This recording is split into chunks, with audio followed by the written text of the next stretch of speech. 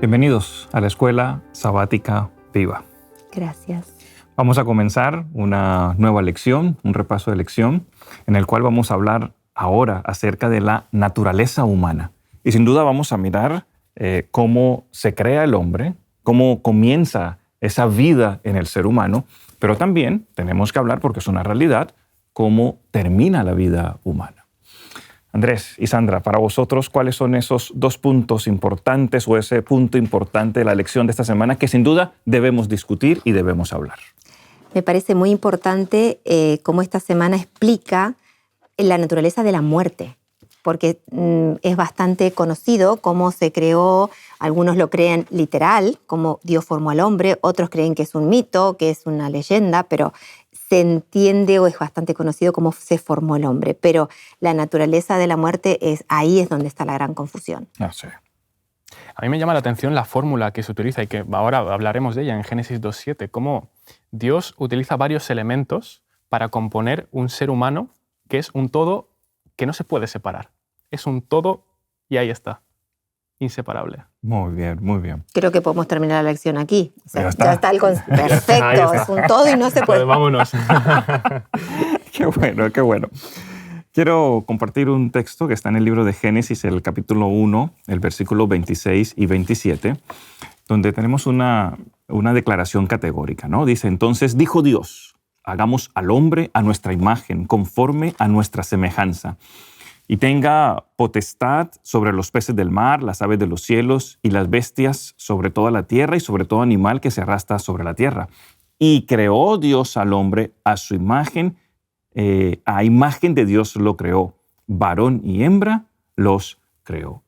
¿Cuál es la declaración preciosa que encontramos aquí? Que el hombre fue creado ¿por quién? Por Dios, y fue creado a imagen y semejanza de Dios. Hay un texto de Elena G. de White que dice que el hombre fue creado a semejanza de Dios, a imagen de Dios, no solamente en la parte espiritual, sino también en la parte física. Imagínense eso, o sea, que nosotros nos parecemos a Dios porque fuimos creados a la imagen de Dios. Y encontramos en las Sagradas Escrituras más adelante que dice que nosotros, el ser humano, es la niña de los ojos de Dios. Somos tan importantes para Dios, escuchen esto, Andrés y Sandra, que Dios decidió enviar a su Hijo unigénito a morir en la cruz del Calvario para que nosotros hoy podamos disfrutar de la salvación. Amén. ¡Qué Cuánta obra ternura, tan cuánta ternura. preciosa! Qué hermoso. Claro, claro que sí, hermoso. Vamos a hablar entonces acerca de esa creación de Dios. Ya sabemos que el ser humano fue creado a imagen y semejanza de Dios. Andrés, ¿cuáles fueron esas dos acciones que realizó Dios para crear a Adán? Me gustaría introducir este versículo que mencionas en Génesis 2.7, explicando lo que significa la antropología bíblica adventista. Esta disciplina nos dice que el ser humano se intenta comprender a sí mismo, intenta comprenderse qué hago, cómo lo hago, por qué hago lo que hago. Pero eso es la antropología secular. Pero la bíblica adventista nos dice que ese intento de entender al hombre no se puede dar sin comprender a Dios, sin ver al hombre en los ojos de Dios. Por lo tanto, con este marco contextual podemos leer el versículo que dice: entonces Jehová Dios modeló al hombre de arcilla del suelo, de materia preexistente, de polvo, y sopló en su nariz aliento de vida, que en hebreo es la energía. Esta unión entre materia preexistente y aliento de vida es nefesh hayah. El pastor Roberto Ouro, en Paradigma de una propuesta adventista de la psicología, dice que literalmente el ser humano pasó a ser una garganta viviente. Esa imagen de garganta viviente, de garganta como materia física, viviente, con esa energía que le dio Dios. Y eso no es una unión de dos elementos simplemente, sino que es una unión como un todo. No se pueden separar. Nosotros no podemos ser nosotros sin uno de estos dos elementos. Muy bien, entonces llegamos a ser un alma viviente, un ser viviente, teniendo en cuenta dos elementos básicos. Exacto. Así es. El cuerpo que formó Dios, ese muñequito, si me permitís decirlo de esa forma, ¿verdad? Y el aliento de vida que viene de Dios. Para que podamos llegar a la existencia, necesitan sí o sí estar estos dos elementos. Estos dos elementos. Si esa es la situación, Sandra, te pregunto, ¿Puede un alma vivir separada del cuerpo? ¿Podemos tener esos dos elementos separados? Claro que no. No podemos. No hay forma de separar, porque cuando Dios creó al hombre, dice, entonces Jehová Dios formó al hombre del polvo de la tierra, sopló en su nariz aliento de vida y fue el hombre un ser viviente. Este ser tiene sentido completo. El resultado que surgió de estas dos acciones con estos dos integrantes es un ser viviente, un alma viviente, una nefesh en hebreo, que implica a una persona completa, con todas sus capacidades físicas, mentales, intelectuales, emocionales, sociales. Todo incluye el alma viviente. No podemos separar esas dimensiones. No existe el cuerpo por un lado y el alma por el otro. Muchas gracias, Sandra, por lo que has explicado. Está totalmente claro. Eso es lo que mencionan las Sagradas Escrituras. Andrés, entonces yo te pregunto, ¿somos un alma o, como escuchamos por allí, tenemos un alma? ¿Cómo podemos intentar responder a esta pregunta? Me esperaba esta pregunta, que lo sepas. Hay dos visiones contrapuestas completamente. En una se llama la visión del dualismo, Exacto. en la que dice que yo tengo un alma. Yo tengo un cuerpo, tengo un alma, y ahí está la dualidad, el dualismo, que es la visión filosófica secular, la de Aristóteles, la de Platón, la que se acepta comúnmente en la inmortalidad del alma, pero eso no es una posición sustentada bíblicamente. ¿Cuál es lo bíblico? ¿Qué es la verdad? Es la perspectiva monista, el monismo, la que te dice que yo soy un alma, yo soy una persona, soy un ser, soy un nefesh, como decía Sandra. El ser humano es un todo psicofísico integral. Y es interesante puntualizar que la ciencia actual, a pesar de que toda esa sociedad cree en la inmortalidad del alma, también afirman, y es un poco paradójico porque es algo que no liga. La perspectiva científica mantiene que sin la materia gris de nuestro cerebro, nosotros no podríamos tener pensamientos, sentir emociones. Entonces, la perspectiva científica mantiene lo que ya confirmaba la Biblia hace tiempo. Ahí encontramos nosotros, ¿no?, que definitivamente no es que tengamos un alma, no es que el alma esté separada, sino que somos ¿qué cosa? Un alma. Ahora que lo estabas mencionando, me acordaba de las clases de filosofía, ¿no? Y es la típica clase donde nos enseñan, ¿no? El cuerpo, dualidad, ¿verdad? El cuerpo como la cárcel del alma, y para que el alma pueda ser liberada, el cuerpo necesitaba ¿qué cosa? Morir como tal. Si no, esa alma nunca iba a poder salir. Basado en esa teoría de la inmortalidad del alma o de esa dualidad en la cual el alma está separada del cuerpo. Así es. Sandra, tú mencionabas una frase que me gusta mucho. Hablabas de el alma viviente, el ser humano, un ente que tiene vida como tal. Una pregunta. ¿Puede el alma viviente, un alma que peque, vivir eternamente entonces? Te contesto con la Biblia. Por favor. Te contesto con la Biblia. Nosotros tenemos en Ezequiel 18, el versículo 4, nos dice, he aquí que todas las almas son mías, como el alma del Padre, así el alma del Hijo es mía. El alma que peque, esa morirá. Continúa en el versículo 20, el alma que peque, esa morirá. El Hijo no llevará el pecado del Padre, ni el Padre llevará el pecado del Hijo. La justicia del justo recaerá sobre él, y la impiedad del impío recaerá sobre él. Es categórica. Y Romanos 6:23, que todos conocemos, ¿no? Porque la paga del pecado es muerte. Un alma que peca indefectiblemente muere. Y alma entendido como persona. Correcto. Persona completa, ser viviente completo. Si entra en pecado, el resultado es la muerte. No hay otra opción, no hay almas pecadoras viviendo eternamente. Y esto lo vamos a analizar desde muchos puntos de vista, ¿no? Pero es imposible. La Biblia es clarísima. Quiero puntualizar algo allí, Sandra, porque entonces nos podemos quedar sin esperanza. ¿Sabes? Claro. Podemos llegar entonces a un punto de la muerte, y como el fin último es la muerte, pues ya sabes, si eres un alma, eres un ser humano, si pecas vas a morir y ya está. Ahora, una cosita, Gabriel, es interesante porque lo podemos pensar desde el otro punto, ¿no? Si el alma o la persona, o si el alma, como se entiende, ¿no? Es inmortal. si esa alma está flotando por ahí en el universo y peca, quiere decir que hay pecado eternamente. El pecado va a vivir para siempre. O si esa alma que está en pecado está con Dios y Dios va a permitir que un alma pecaminosa esté junto a él, es raro, ¿no? Claro, ¿no? Y gracias por mencionarlo, Sandra, porque tiene que ver también con esa teoría del fuego eterno o del infierno. Claro. Imagínense ustedes esas almas que supuestamente están en el infierno, ¿verdad? Y que como no mueren, van a estar allí eternamente. Claro. Entonces, podríamos nosotros, si ya lo hemos mencionado en algún momento, pensar en un Dios amoroso que quiere que sufran por toda la eternidad. Hombre, pues no podemos encontrar esto en las Sagradas Escrituras.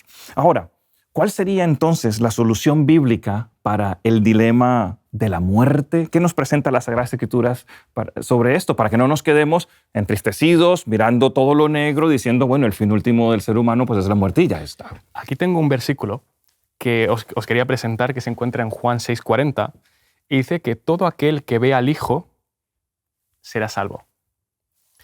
Y la pregunta que se nos hace de manera práctica a raíz de este versículo es, ¿contemplas tú o no contemplas tú a Jesús? Amén.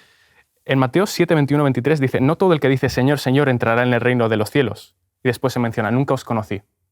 No solamente mencionar a Jesús y hablar de Jesús, sino conocerlo, es cuando se nos da la salvación. Amén, amén. Qué bonito es cuando nosotros tenemos la oportunidad de leer las Sagradas Escrituras por unos minutitos cada día, media hora, un poco más, y poder contemplar todo el amor de Dios, contemplar la vida de Jesucristo en las Sagradas Escrituras, conocerlo a Él, porque sabemos que esa vida eterna la logramos solamente por medio de Jesucristo. Por lo tanto, hay que tomar el tiempo para meditar, para reflexionar en la vida de nuestro Salvador. Para conocerlo. Para conocerlo, para tenerlo cerca a nosotros. Bueno, hemos hablado entonces de cómo se crea el ser humano, cómo se crea esta alma viviente. Vamos a ir rápidamente y vamos a ver ahora qué pasa cuando una persona muere. ¿Qué sucede, Sandra, con una persona cuando muere? Y obviamente una pregunta que tengo que hacértela. Exacto. ¿Qué pasa con el espíritu? Tenemos el proceso de creación, pero a la inversa. Leamos en Eclesiastés 12, 7. Ahí explica el proceso de la muerte. Antes que el polvo vuelva a la tierra como era y el espíritu vuelva a Dios que lo dio. Es como poner en flashback una escena y entonces todo vuelve hacia el comienzo. Es el proceso de la creación, pero al revés. Es como decir, si en Génesis 2:7 dice, entonces Jehová Dios formó al hombre del polvo de la tierra, sopló en su nariz aliento de vida y fue un hombre, un ser viviente, la muerte es, entonces, del ser viviente, Dios retiró de su nariz el aliento de vida. Correcto. Y regresó el hombre a la tierra. Nada más que eso. Y en serio, nada más. Es eso. Esa es la muerte. Con respecto a esto del aliento de vida, ese espíritu es nuestra identidad, es lo que Dios reserva porque a todos nos tiene identificados individualmente. Todos estamos registrados en el libro de la vida, entonces Él va a reservarse, no va a dejar que estemos volando por ahí, se lo reserva a Él, a ese carácter, ese temperamento, a mi identidad, porque me la va a devolver en el momento de la resurrección. Amén, amén por eso que has mencionado. Y es la esperanza que nosotros tenemos porque la encontramos en las Sagradas Escrituras. Claro. Simplemente ese aliento de vida deja de fluir por el cuerpo. Y al dejar de fluir por el cuerpo, la persona, ¿qué cosa? Muere como tal. Claro, Gabriel, pero vamos a darle una vuelta de tuerca más. Si leemos el versículo 12:7, como lo hemos leído, dice, el espíritu vuelva a Dios que lo dio. Si lo miramos desde otra perspectiva, pues podrían pensar las personas, oye, pero esto sería un argumento para la inmortalidad del alma. Pero están ahí arriba, ¿no? Claro, están con Dios. Claro. Pero no es así, porque después en Eclesiastés 9:5 dicen los que duermen en el Señor. La muerte se presenta como un sueño donde no hay conciencia. Y ese ser humano, ese todo integral del cual hablábamos antes, está íntegramente durmiendo, sin conciencia.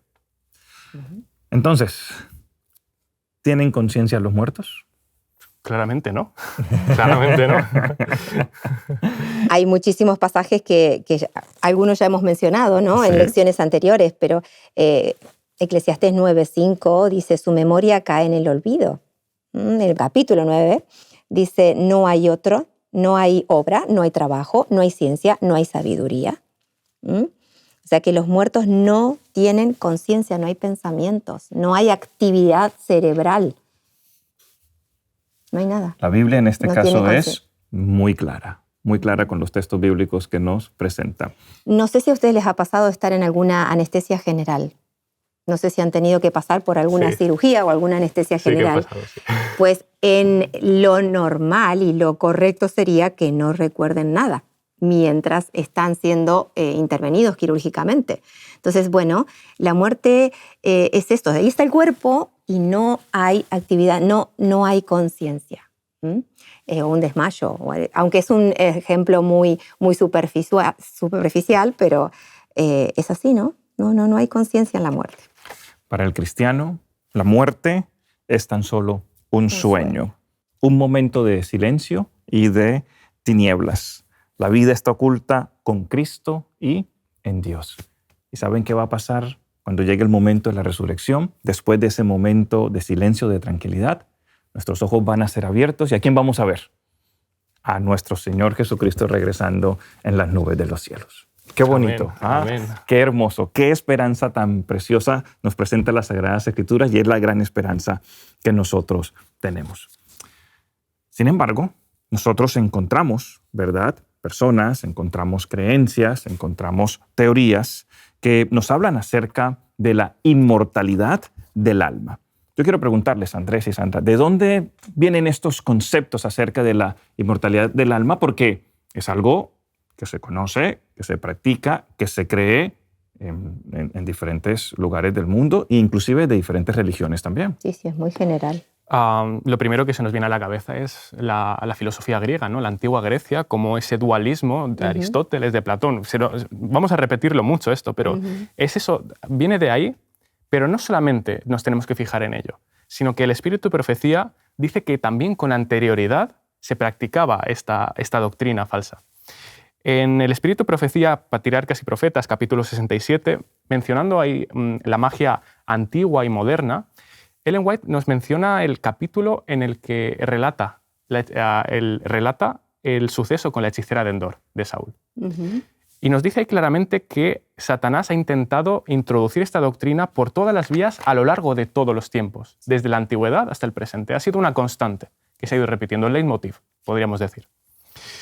Y bueno, y Pitágoras, hablando de la filosofía griega, él tenía la creencia religiosa del metempsicosis, o sea, él también consideraba, o sea, no solamente se dedicó a los teoremas, él era un filósofo y habló de esto, ¿no? Desde la filosofía, que el alma nunca muere, que el alma tiene que reencarnarse en otras criaturas, en otros seres, para alcanzar la pureza. Bueno, Flavio Josefo menciona que los fariseos también creían en la inmortalidad del alma. Y Tertuliano fue uno de los primeros cristianos que afirmó que Platón tenía razón, que el alma no muere.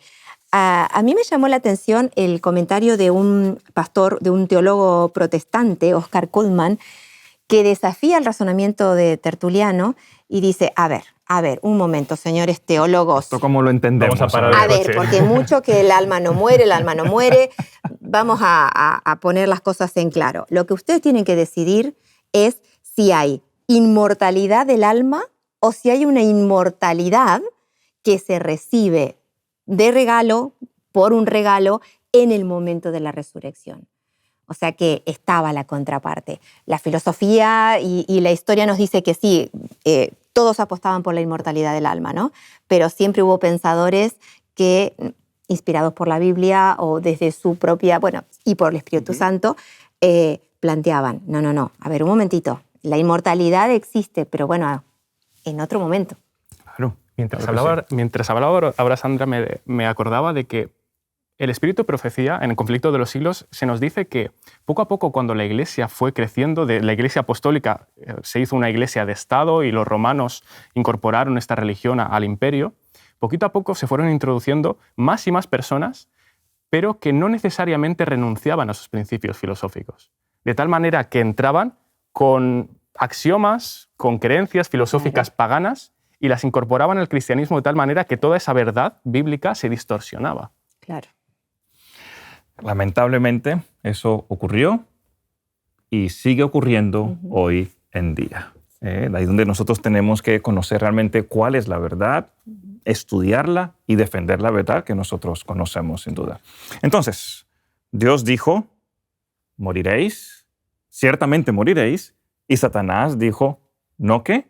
No moriréis. Seguimos teniendo esa situación hoy y por eso allí la creencia de la inmortalidad del alma, de que el alma nunca muere, increíble, de que el alma es eterna. Eterna. Ya vendrá más adelante lo que vaya a pasarle, si va al cielo, si va al paraíso, si va al infierno, en fin. Entonces, es bueno que nosotros toquemos ese punto porque hay que conocerlo también, hay que conocerlo desde el principio, desde la filosofía, desde la historia, cómo esa inmortalidad del alma, esa creencia en la inmortalidad del alma, pues se ha ido desarrollándose como tal. Pero ahora tenemos que mirar lo que Dios dice. ¿Qué dice la Biblia? ¿Qué encontramos en la palabra de Dios? Y les pregunto entonces, ¿cuándo recibiremos la vida eterna? Sandra, nosotros, de acuerdo a las Sagradas Escrituras, creemos en la inmortalidad. Claro que sí. Porque a veces hablamos de eso y algunos dicen, no, nosotros no creemos en la inmortalidad. ¿Qué es eso? Cuidado con esa palabra. No creemos en la inmortalidad del alma. Pero las Sagradas Escrituras sí nos habla acerca de la inmortalidad. Exactamente, la inmortalidad sí va a existir, Claro. Porque Dios para eso murió, Jesús murió para darnos inmortalidad. Primera de Corintios 15, volvemos a nuestro canto lema. Amén. Se los voy a leer. Si tuviese música de fondo sería mejor, pero bueno, hacemos lo que podemos. Nos lo imaginamos. Es lo que hay. Imaginamos. Os digo un misterio, no todos moriremos, pero todos seremos transformados. En un momento, en un abrir y cerrar de ojos a la final trompeta, porque se tocará la trompeta, y los muertos serán resucitados incorruptibles, y nosotros seremos transformados. Pues es necesario esto corruptible que se vista de incorrupción, y que esto mortal se vista de inmortalidad. De inmortalidad. Amén. Cuando esto corruptible se haya vestido de incorrupción y esto mortal se haya vestido de inmortalidad, entonces se cumplirá la palabra que está escrita. Sorbida es la muerte en victoria. ¿Dónde está muerte tu aguijón? ¿Dónde, sepulcro, tu victoria? Es maravilloso este texto y es la gran esperanza. La inmortalidad, claro que la vamos a tener en el momento de la resurrección, en el momento de la final trompeta. ¿Sabéis? Me llama la atención una frase, una expresión que dice en un abrir y cerrar de ojos. En un pestañeo, todo esto lo que nos ha costado tanto, todo esto lo que nos ha traído tanta frustración, todo este pecado será desvanecido. Y seremos unas personas nuevas, transformadas, como dice el versículo, en un abrir y cerrar de ojos. Qué maravilla. Qué increíble pensamiento. Y hoy les hago el desafío de ponerle una segunda estrofa a nuestro canto lema. Vamos a ver. Una segunda estrofa, Por favor. claro que sí, porque tenemos el texto de 1 de Tesalonicenses 4, desde el versículo 13 al 18. Aquí está también la promesa de la inmortalidad.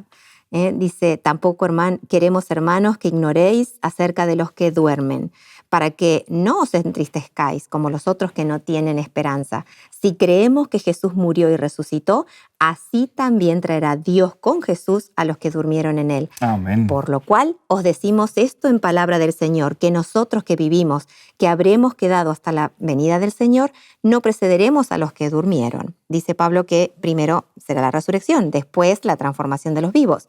El Señor mismo, con voz de mando, con voz de arcángel, con trompeta de Dios, descenderá del cielo.